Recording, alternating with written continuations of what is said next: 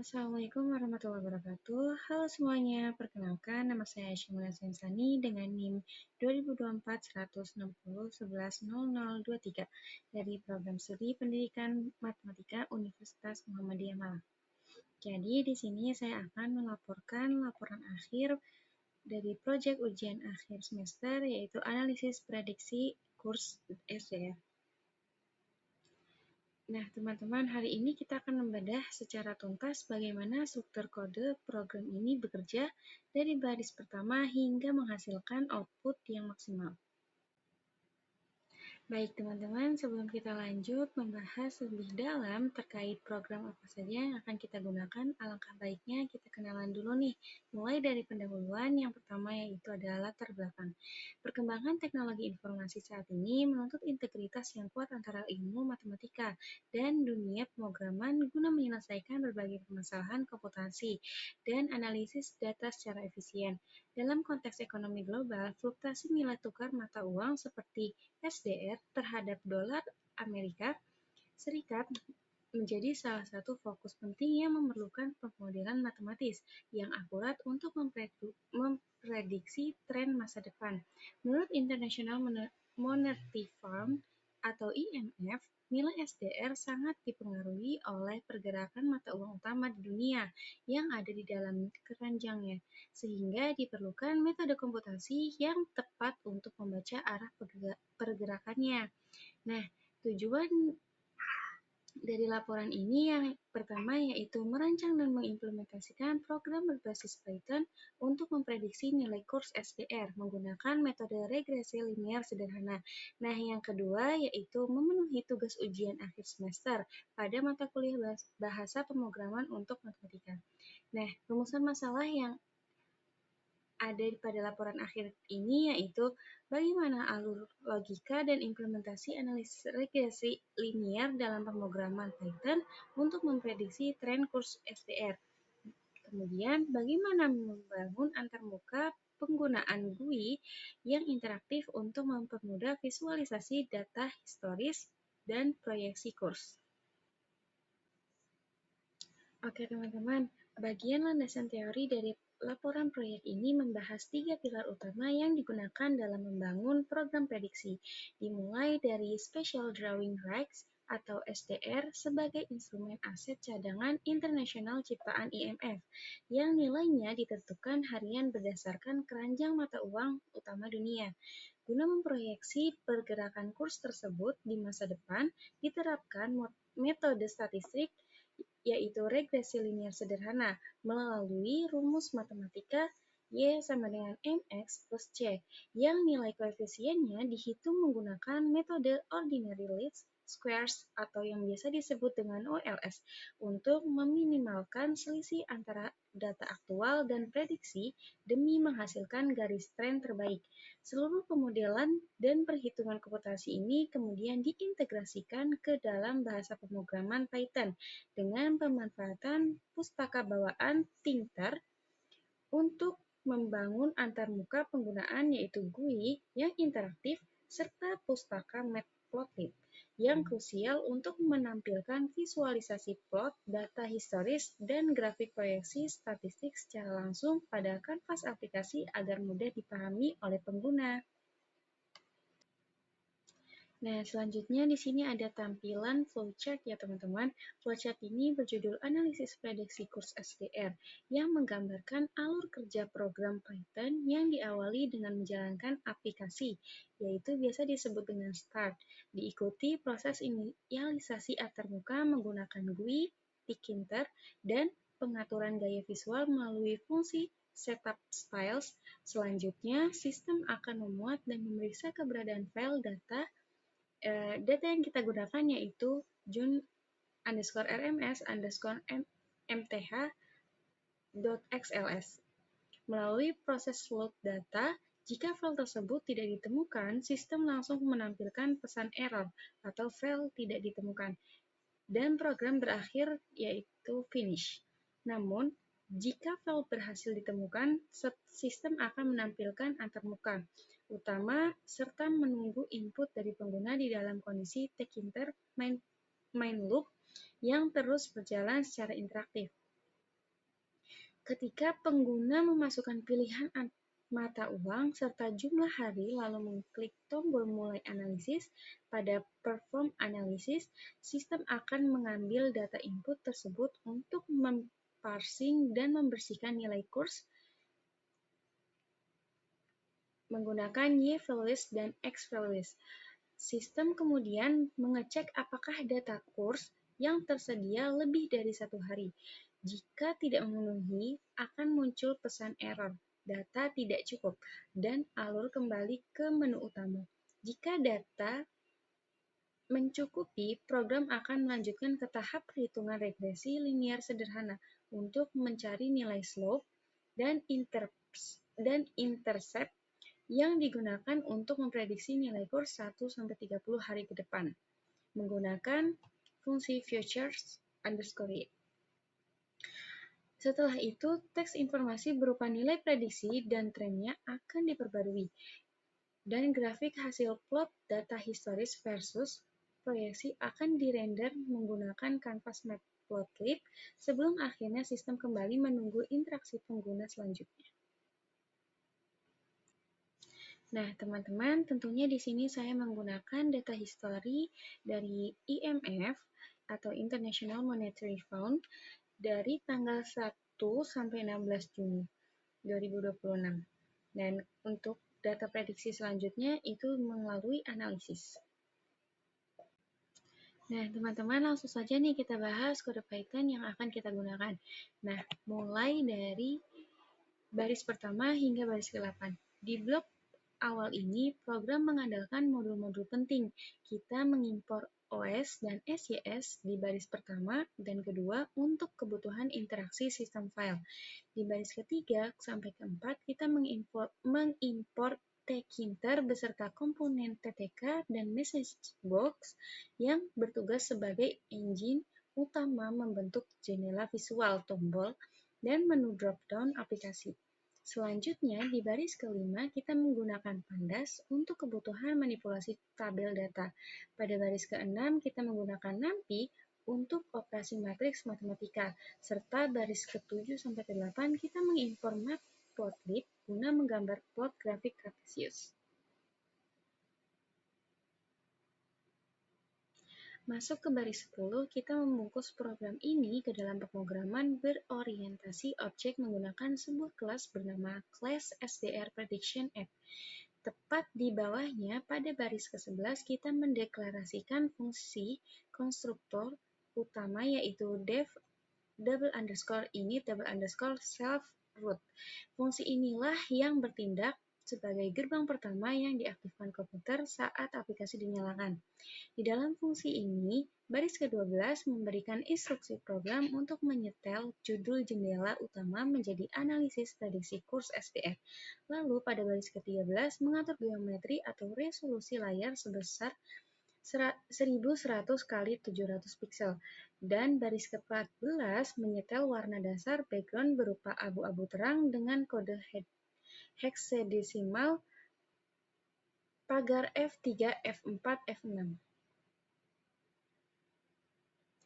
Berlanjut ke baris 17 hingga 21, program melakukan inisialisasi variabel internal yang diikat menggunakan kata kunci self. Di baris ke-18, kita kunci nama database target kita yaitu berkas jun_rms_mth.xls ke dalam variabel self file name. Kita juga siapkan wadah kosong untuk data bersih, list mata uang, dan objek grafis kanvas. Terakhir, pada baris ke-24 hingga 30, fungsi konstruktor ini langsung menembakkan 3 metode utama secara berurutan. Baris 24 memicu pada self.setup_styles untuk memuat kosmetik visual.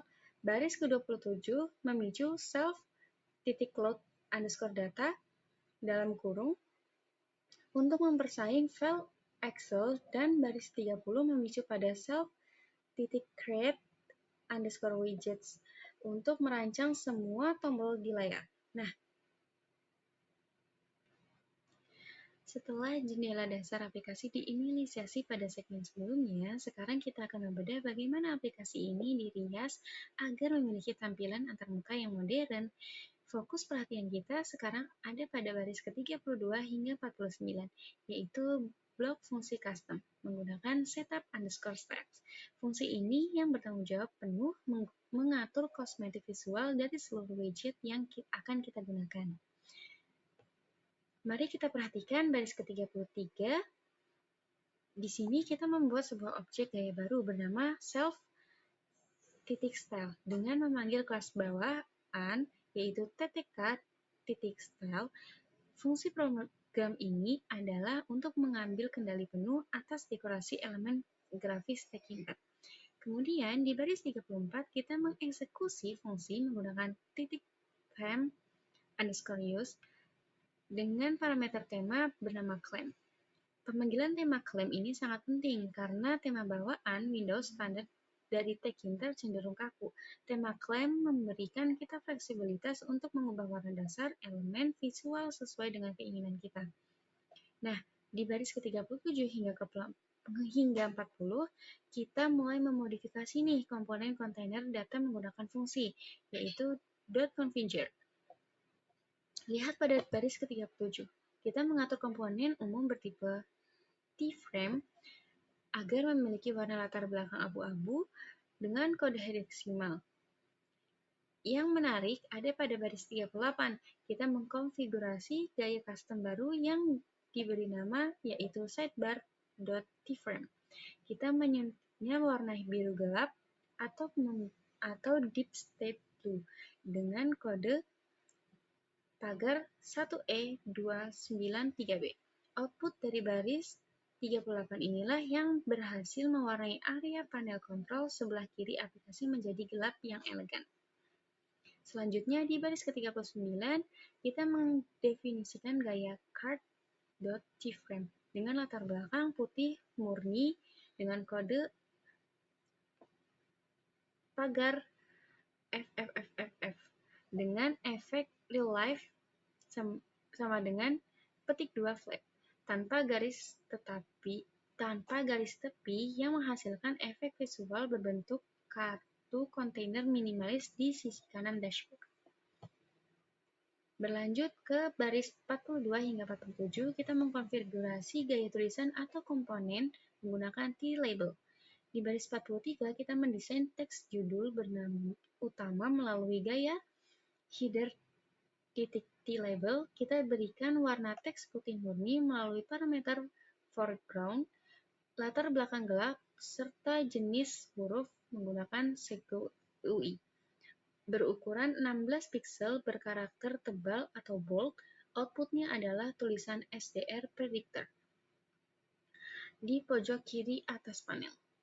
Di baris ke-44, gaya menggunakan subheader T-label diatur menggunakan font ukuran 12 tebal dengan warna gelap untuk memuat judul grafik. Terakhir, pada baris ke-45 dan 46, kita menggunakan fungsi .configure untuk merancang gaya menggunakan normal T-label dan sidebar T-label. Komponen ini berturut-turut menggunakan ukuran huruf 10 pixel yang proporsional untuk membuat deskripsi teks, analisis, dan label menu pilihan mata uang di sidebar. Melalui total 17 penataan gaya ini, aplikasi kita siap dibangun dengan visualisasi yang kokoh. Mari kita lanjut ke segmen selanjutnya. Setelah kita mempercantik tampilan luar dashboard, sekarang kita masuk ke bagian intinya menggunakan metode load_data yang membentang dari baris 51 hingga 73. Fungsi custom ini memiliki peran yang sangat penting karena bertindak sebagai sistem sirkulasi yang bertugas mencari, membaca, dan menyaring dan membersihkan data nilai tukar mata uang asing eksternal sebelum siap digunakan untuk peramalan. Mari kita bedah satu-satu. Baris ke-54 dan 55, di sini program memanfaatkan modul bawaan Python yaitu OS. Fungsi custom yang digunakan yaitu os.pet.abspet dalam kurung file bekerja mendeteksi lokasi tepat di mana skrip aplikasi ini disimpan. Lalu fungsi os.pet.dirname mengambil jalur induknya ke variabel base_dir. Nah, pada baris ke-55, fungsi os.pet.join menggabungkan folder induk tersebut dengan nama database kita, yaitu jun_rms_mth.xls. Teknik penguncian jalur absolut ini sangat cerdas karena menjamin program tidak akan mengalami error file tidak ditemukan, meskipun dipindahkan ke komputer lain.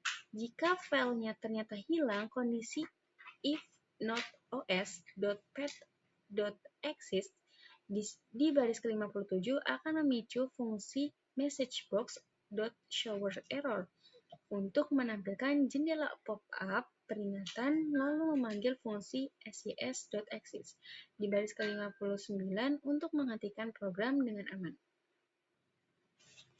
Masuk ke skenario utama pada blok try di baris 61. Di baris 62, program memanggil fungsi andalan dari library Pandas, yaitu pd.read_csv.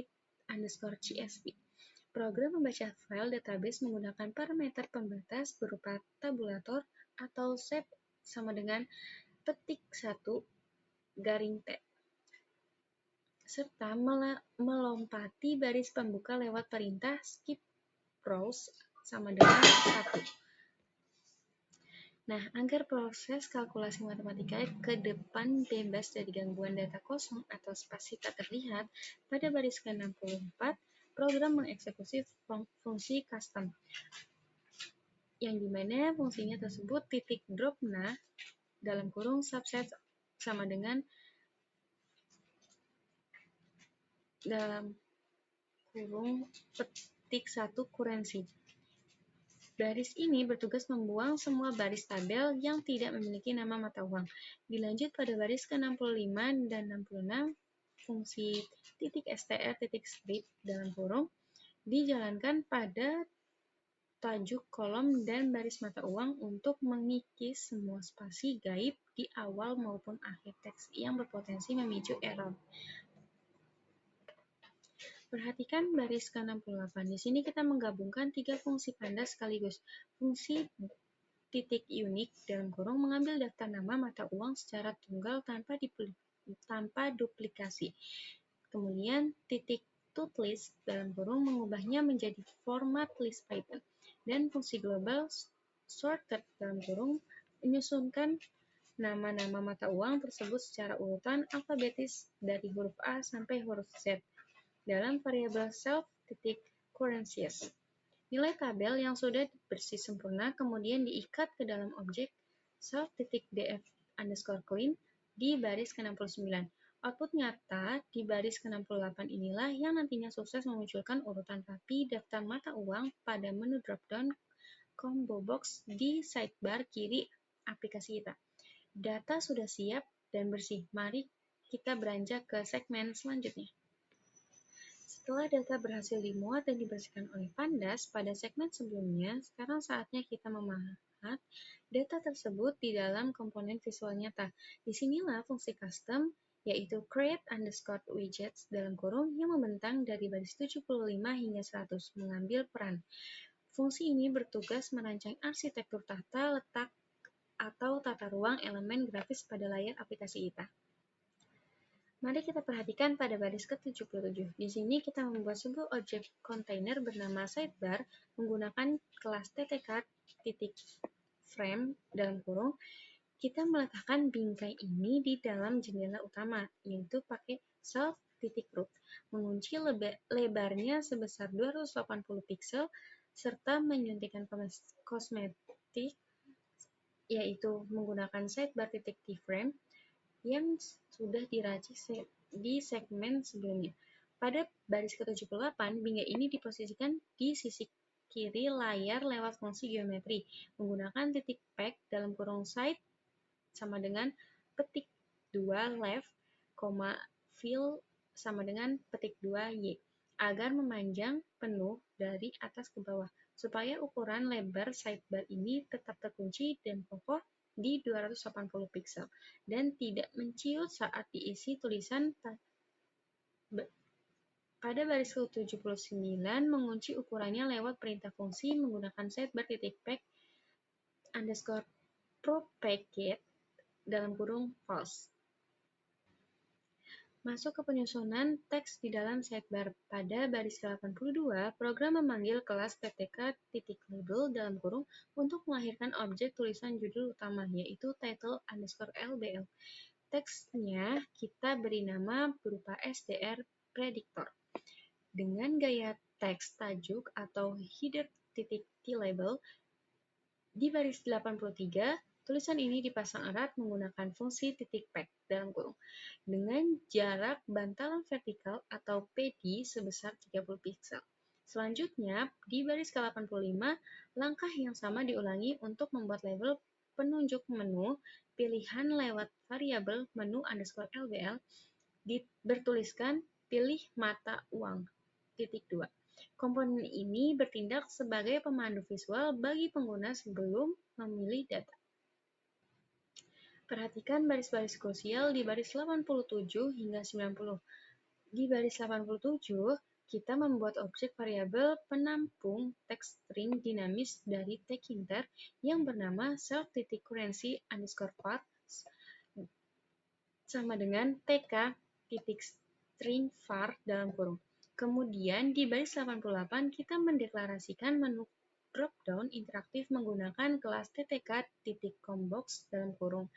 Objek ini dipasang fungsi text variable untuk menunjuk pada string dinamis tadi, dan fungsi values yang secara otomatis menarik seluruh daftar list mata uang bersih dari variabel self_currencies hasil olahan pandas. Nilai kondisinya disetel menjadi state sama dengan _2 read-only agar pengguna tidak bisa mengetik sembarang teks di kolom tersebut. Lalu, agar menu ini langsung menampilkan pilih data pertama secara otomatis saat aplikasi dibuka, pada baris ke-90 mengaktifkan fungsi index default melalui perintah self_combo_currency_currency 0. Di bawahnya, pada baris 92 hingga 94, langkah serupa juga dipersiapkan untuk membuat teks penunjuk batas jangka waktu analisis. Elemen kontrol sidebar kiri kita sudah diberi dengan sempurna. Mari kita lanjut ke segmen selanjutnya. Melanjutkan dari pembuatan kontrol di area sidebar, sekarang perhatikan baris ke-86 hingga 92. Di baris 87, kita membuat label penunjuk bertuliskan jangka waktu hari. Nah, yang menarik, di baris ke-89, kita menggunakan fungsi tk.invar (value sama dengan 7) untuk mengunci nilai angka integer default di angka 7 hari. Variabel ini kemudian kita tanam ke dalam fungsi komponen kontrol menggunakan ttk.spinbox pada baris ke-90. Komponen spinbox ini diatur secara presisi dengan batasan nilai mulai dari from _ sama dengan 1 hingga maksimal to sama dengan 30 hari ke depan. Lengkapnya dengan pengaturan jenis huruf CGUI berukuran 11 agar mudah dibaca oleh pengguna. Bergeser ke baris ke-94, kita menciptakan tombol eksekusi utama aplikasi, yaitu btn_predict menggunakan fungsi kelas ttk.button . Kita sematkan teks-teks yaitu _2 mulai analisis dengan gaya tombol predict.tbutton yang menjadi kunci penggerak aplikasi ada pada parameter comment sama dengan self_perform_analysis. Perintah ini bertugas menghubungkan tombol visual tersebut dengan fungsi komputasi matematika regresi linier yang akan kita beri nanti. Terakhir, di baris sidebar, baris ke-97, fungsi ttk.label memasang teks cetak kaki atau footer bertuliskan _2 dashboard versi 2026 di posisi paling bawah panel lewat perintah side sama dengan button. Nah, sekarang mari kita tinggalkan area sidebar kiri dan bermigrasi ke area utama sebelah kanan, yaitu main dashboard area pada baris ke-99 hingga 110. Di baris ke-100, kita mendirikan kerangka kontainer induk kanan bernama self.main_content menggunakan kelas ttk.frame dalam kurung. Kita pasang menggunakan fungsi geometri .pack dalam kurung side sama dengan kutip 2 right, expand sama dengan true, fill sama dengan petik 2 but tutup kurung. Agar area ini bersifat responsif dan melebar otomatis mengikuti ukuran resolusi monitor.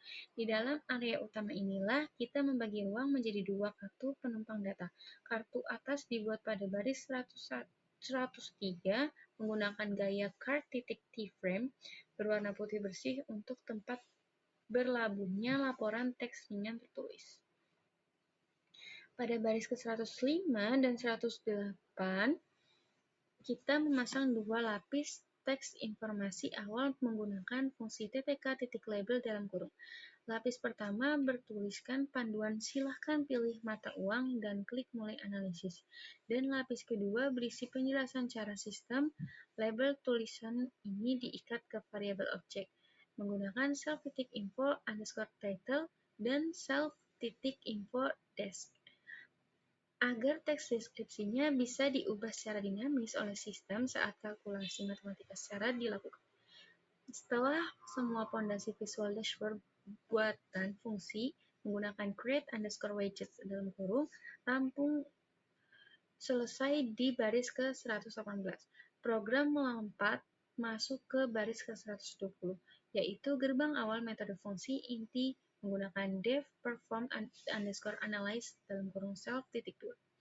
Di baris 122 dan 123, fungsi ini langsung bekerja menangkap data pilihan mata uang lewat .get dalam kurung dan menangkap jumlah hari target peramalan.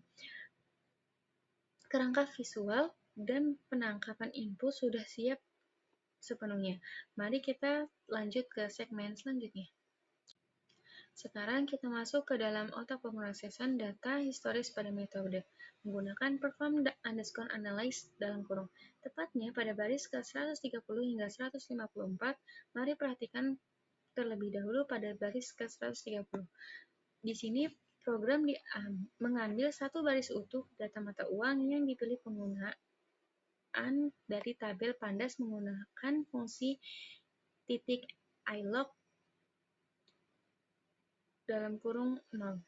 Kemudian pada baris ke-133, perintah self.def_clean_columns dalam kurung 1.2 digunakan untuk menginstrak nama-nama kolom tanggal mulai dari kolom kedua hingga akhir, lalu menyimpannya ke variabel menggunakan fungsi date_calls. Masuk ke baris ke-136 hingga 141, program ini melakukan looping atau perulangan interaktif menggunakan fungsi enumerate dalam kurung di dalam blok penanganan error menggunakan fungsi trace strip except pada baris ke-139. Program melakukan transformasi data yang sangat penting karena data kurs asli dari file Excel menggunakan format titik sebagai ribuan. Fungsi custom menggunakan titik replace dalam kurung petik 1 titik, petik tutup kurung dipanggil untuk membuang tanda titik tersebut agar tidak merusak format angka. Karena string bersih, baris kode mengubahnya menjadi desimal lewat fungsi menggunakan float dalam kurung, lalu membaginya dengan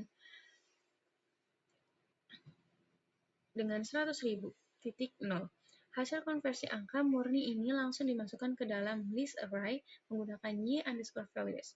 Sementara urutan indeks harinya dimasukkan ke list x_values pada baris ke-141. Sebelum rumus matematika dihitung, program melakukan validasi keamanan pada baris ke-144. Fungsi bawaan menggunakan len dalam kurung y underscore values tutup kurung lebih kecil dari 2 bertugas memeriksa jumlah data operasional yang valid.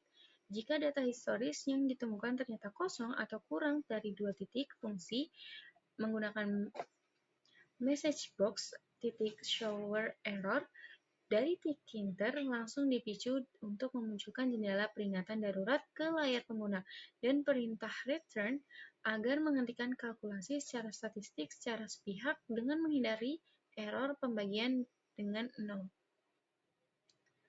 Sekarang, mari kita fokus pada inti komputasi matematika kita pada baris ke-148 hingga 154. Di baris 148 hingga 149, kita mengonversi list data menjadi bentuk array numerik terstruktur menggunakan fungsi program yaitu np.array dalam kurung. Perhatikan pada baris 153, disinilah rumus metode kuadrat terkecil atau least squares untuk mencari nilai kemiringan garis tren statistik atau convention slope disimbolkan dengan huruf M dihitung secara instan. Program memanfaatkan fungsi matematika dari pustaka NumPy seperti np.sum dalam kurung x dikali y atau dalam kurung x bintang y dan np.sum dalam kurung x dan operasi kuadrat x bintang-bintang 2. Di baris 154, setelah nilai M didapatkan, program langsung mengkalkulasi nilai titik potong, vertikal atau intercept statistik yang disimbolkan huruf C.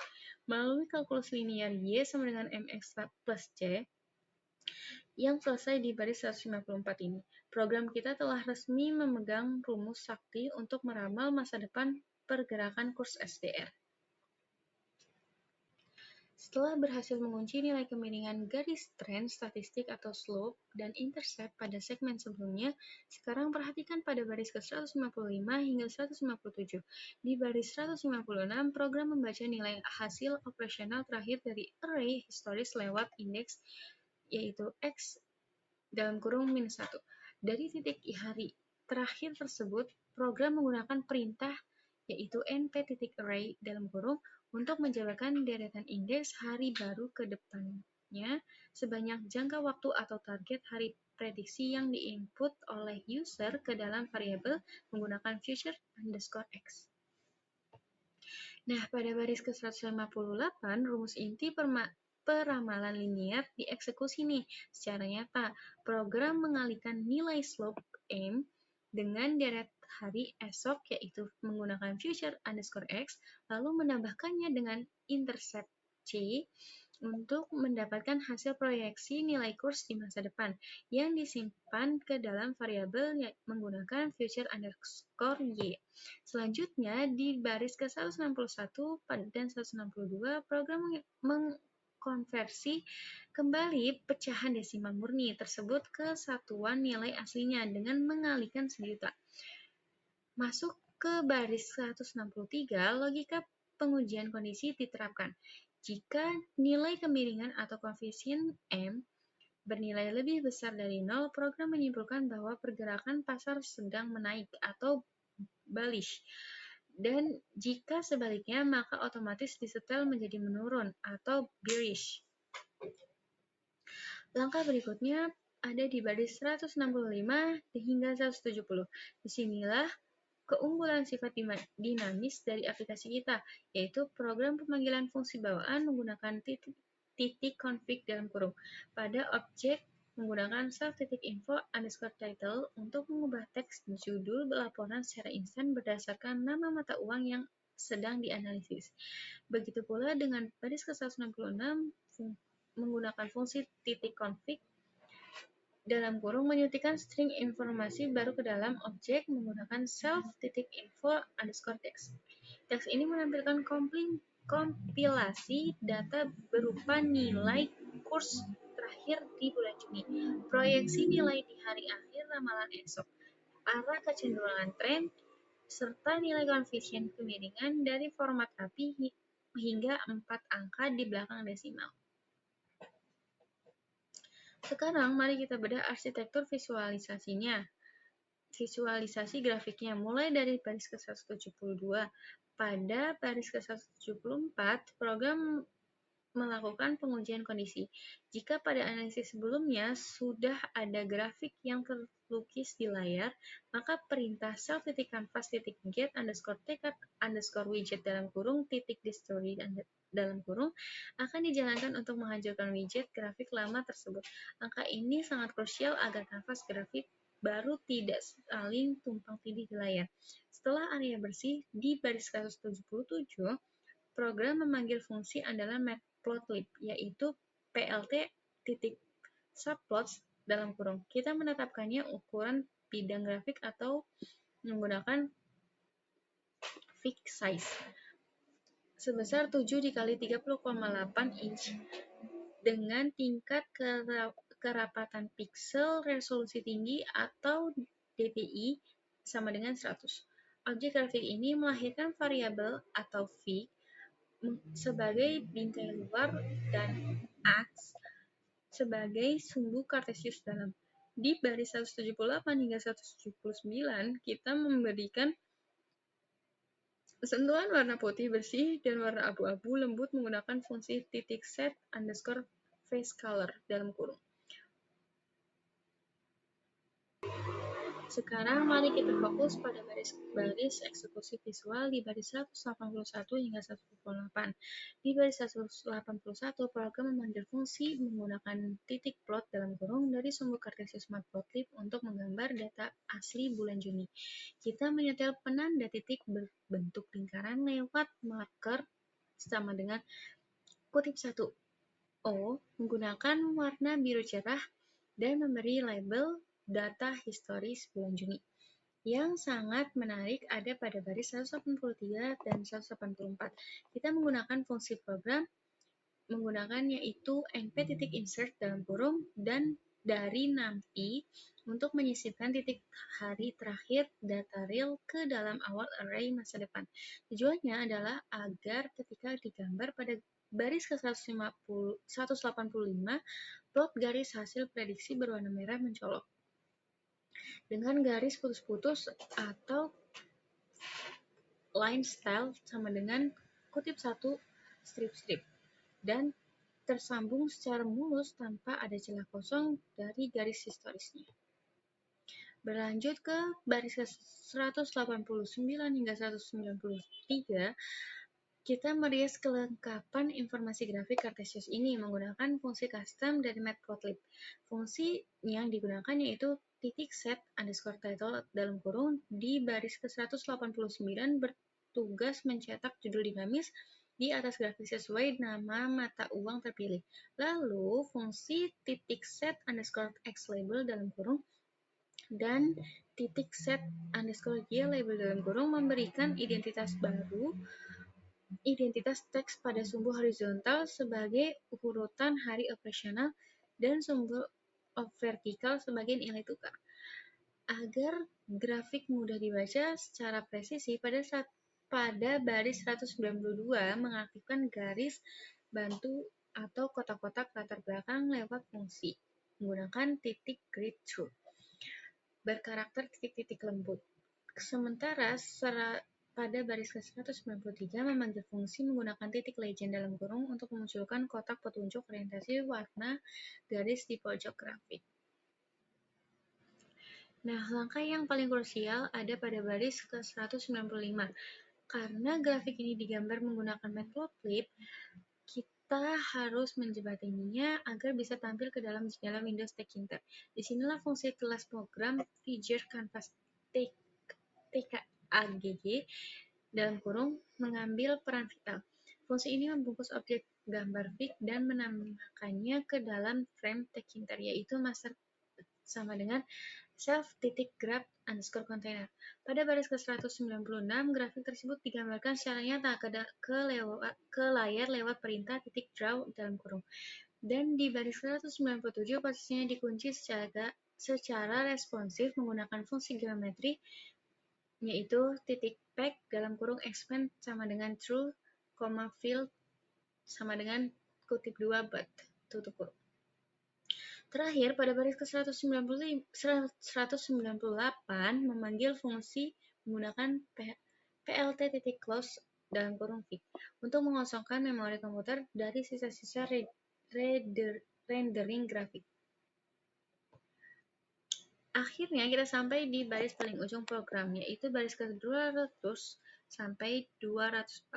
Di baris 200 terdapat gerbang kondisi utama Python, yaitu if __name sama dengan kutip 2 _main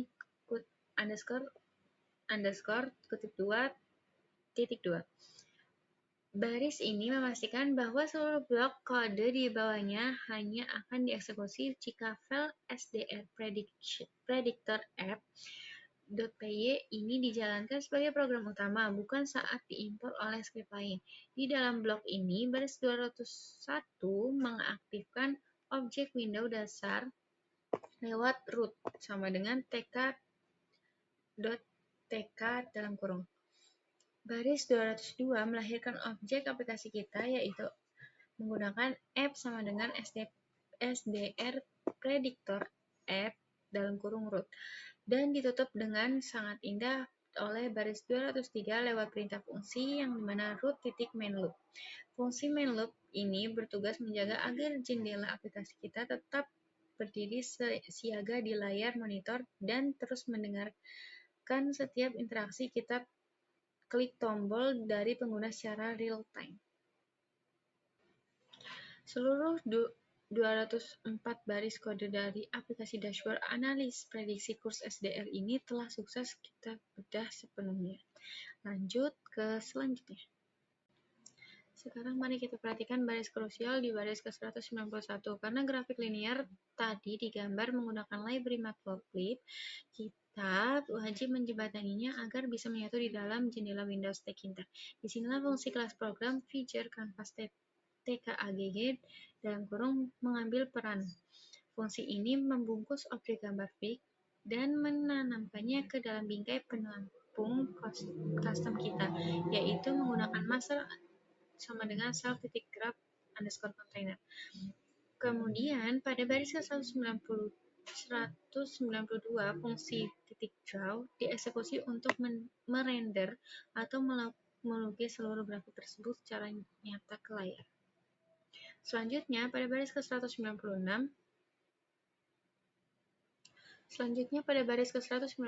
objek kanvas dikunci posisinya menggunakan fungsi tata letak geometri menggunakan titik pack dalam kurung. Kita berikan parameter expand sama dengan true dan fill sama dengan bold. Agar grafik bersifat responsif, artinya ukuran grafik akan membesar dan mengecil secara otomatis menggunakan resolusi layar monitor komputer Anda. Tepatnya di bawahnya pada baris 197, fungsi plt.close dalam kurung fig dijalankan. Perintah program ini sangat penting untuk manajemen memori, karena berfungsi menutup objek gambar matplotlib di latar belakang setelah berhasil disalin ke Tkinter, sehingga RAM komputer tetap hemat dan terhindar dari memori leak.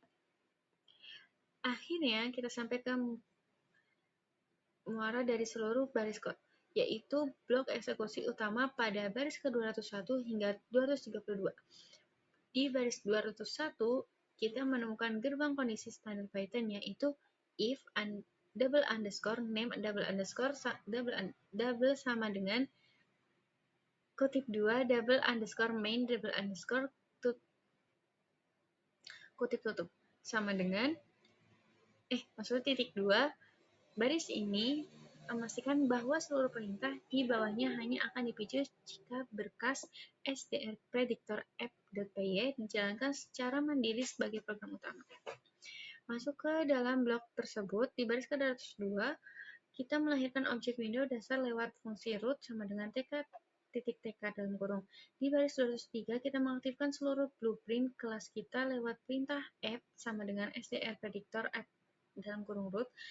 Dalam program ditutup dengan sangat indah pada baris ke-204 menggunakan fungsi root.mainLoop.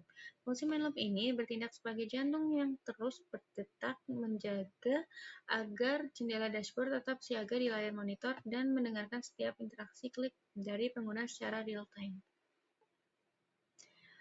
Melalui total 232 baris kode yang telah kita ulas sejak awal tadi, tampilan output yang dihasilkan terbukti sangat memuaskan. Sistem berhasil memadukan keandalan analisis pandas dan lainnya, serta kecepatan hitung algoritma regresi linear NumPy. Selanjutnya kita akan melihat tampilan output dari program yang sudah kita rancang. Nah, teman-teman, itu tadi 232 baris kode Python yang sudah dirancang. Proyek ini berhasil menyederhanakan rumitnya rumus matematika statistik menjadi visualisasi tren masa depan yang bernilai guna tinggi. Sekian presentasi bedah kode tugas akhir saya. Kurang lebihnya mohon maaf. Terima kasih banyak atas perhatian dari kalian. Dan sampai jumpa. Wassalamualaikum warahmatullahi wabarakatuh.